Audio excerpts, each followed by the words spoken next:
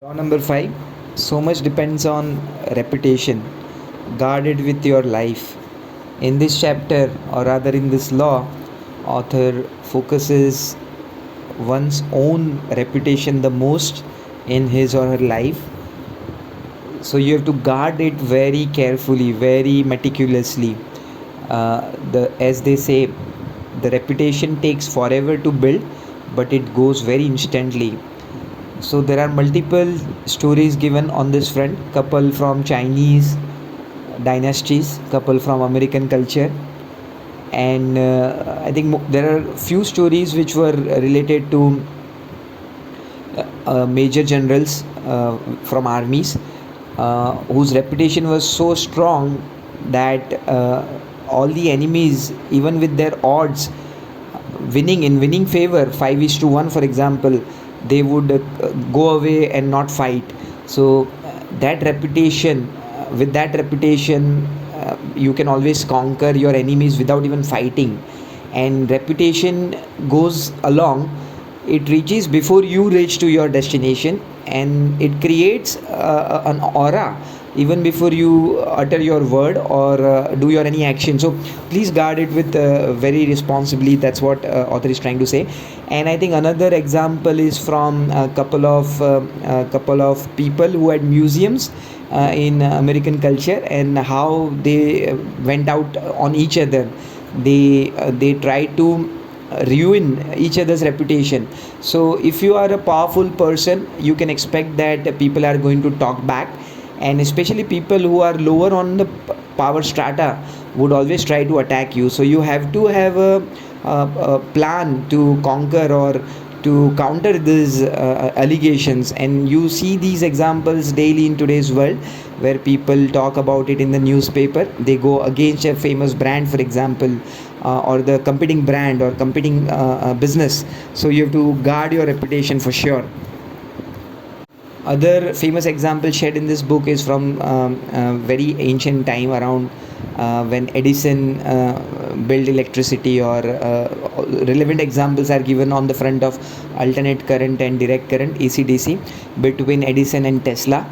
Edison always tried to defame Tesla, so that example is being highlighted in this book. So the moral of the conclusion is there is no reversal for this particular law. If someone tries to defame your reputation, you have to really be careful, as well as you have to do that if you are in the lower power position, to try to attack your strong opponent or enemy with their reputation. Law number 6. Quote attention at all cost. In this chapter, author wants the reader to always surround ourselves, our names, with sensational and scandalous activities, be it with our clothing or be it with the way we carry ourselves. The hypothesis is that never ever let anyone predict or guess what are you going to do next.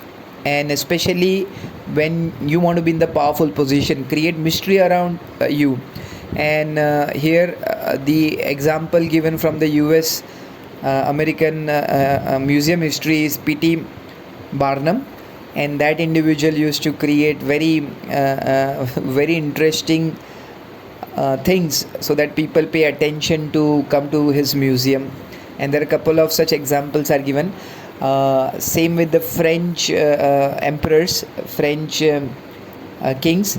They used to keep people who were dwarf, for example, from height, and very different set of people, just to create some kind of activity in which people are always engrossed with these kind of figures. Another example given from Europe is of that Mata Hari, and how she became really popular by creating a lot of mystic around Indian dance. She was originally from Holland, but she created a mystic figure where her dance was perceived as very something from East, and she created this by creating a mystery around her dance, around all of her acts, and that caused her to become very popular, very rich in a way, although the ending is not good for that particular dancer. And the second example given was from one of the con men during that era, who used to create a kind of mystery around whenever he used to stay in particular hotel. Very unique things like calling a Japanese chauffeur, doing fake things to take people's attention, and then people he used to con people, the same people. Another example is given, a small war incident between Romans and a general called Hannibal, where Hannibal was almost about to lose a particular situation, but he came out victorious by misguiding his enemy by creating a mystery around an attack which happened in the late night, and animals were used to fake an attack kind of position with using fire.